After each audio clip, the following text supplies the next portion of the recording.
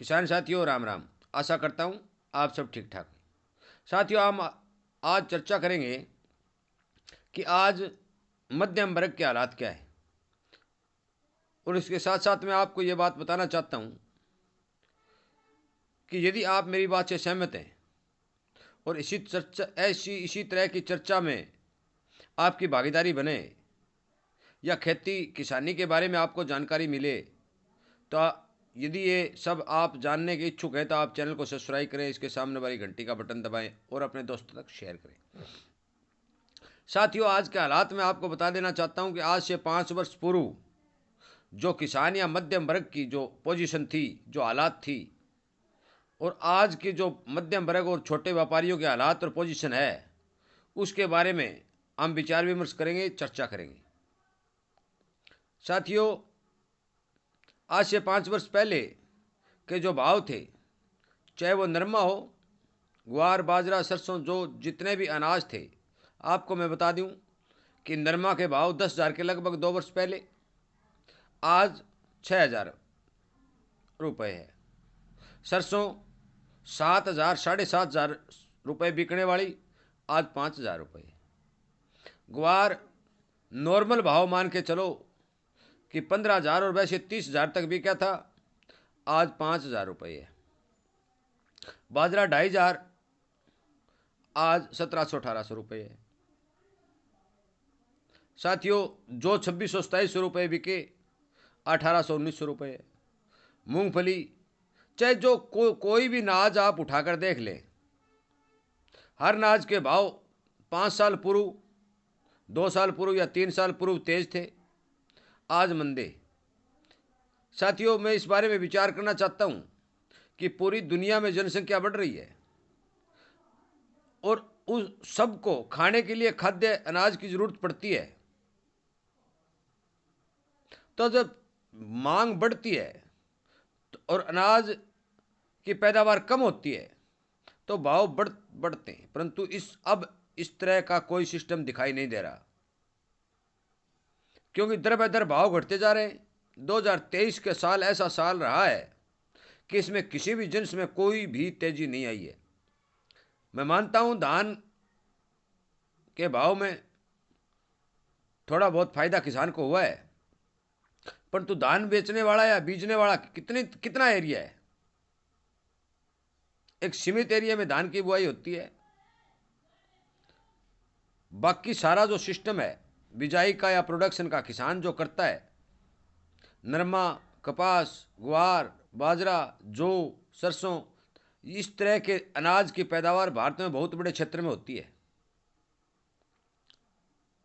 और इन अनाजों के भाव जो दिन निकल रहे हैं, जो दबाव में आते जा रहे हैं, किसी तरह का मुनाफा किसान को नहीं हो रहा है, उसे घाटे में सामान बेचना पड़ रहा है। साथियों, क्या सरसों के तेल की मांग घट गई है? सरसों खाने वाले दुनिया में नहीं है, कपड़े पहनने वाले दुनिया में कम हो गए। चने जो 8,000 रुपये बिका, आज 6,000 रुपये के ऊपर अटके खड़े हैं। तो क्या दाल खाने वाले नहीं है? मूंग मोठ की दाल खाने वाले नहीं है? दुनिया में जनसंख्या बढ़ी है, मांग बढ़ी है, परंतु भाव को क्यों दबाया जा रहा है? किसान को क्यों सही भाव नहीं दिए जा रहे? इसका कारण किसी के समझ में नहीं आता। किसान घाटे में माल बेचता जा रहा है, परंतु उसकी आवाज को कोई सुनना नहीं चाहता। सरकार ऐसी नीतियां बनाती है कि अब मैंने सुना है कि रूस से गेहूं का आयात किया जा रहा है। क्या एक कृषि प्रधान देश भारत रूस में बनी गेहूं की रोटी खाएगा?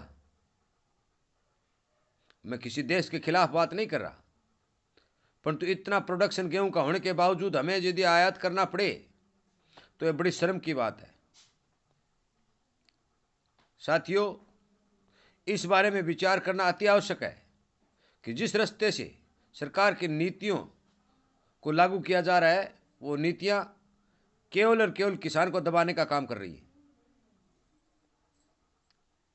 यदि हम इस तरह की नीतियों के खिलाफ आवाज़ नहीं उठाएंगे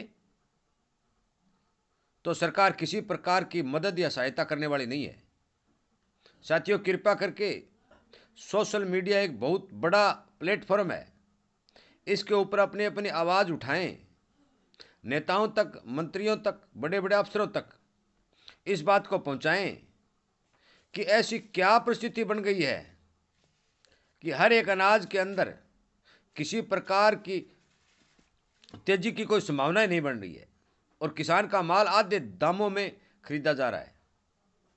साथियों, कृपया करके मेरा आपसे निवेदन है कि आप इस वीडियो को ज़्यादा से ज़्यादा शेयर करें, इस बारे में विचार करें और सोशल मीडिया पर इस बात को ज़्यादा से ज़्यादा पहुंचाएं, ताकि किसी मीडिया चैनल वाले को या अफसर को या किसी नेता को ये बात समझ में आए। यदि किसान को दबाया जाएगा, किसान को मारा जाएगा, तो बहुत से किसान किसानी छोड़कर और धंधे करने लगेंगे और खाद्य संकट आ खड़ा होगा। आज जो रूस से गेहूँ मंगाया जा रहा है, सरकार को ये सोचना चाहिए कि यदि गेहूँ का भाव सही दे दो तो गेहूं का इतना उत्पादन किसान कर देगा कि किसी देश के आगे हाथ फैलाने की जरूरत ही नहीं रहेगी।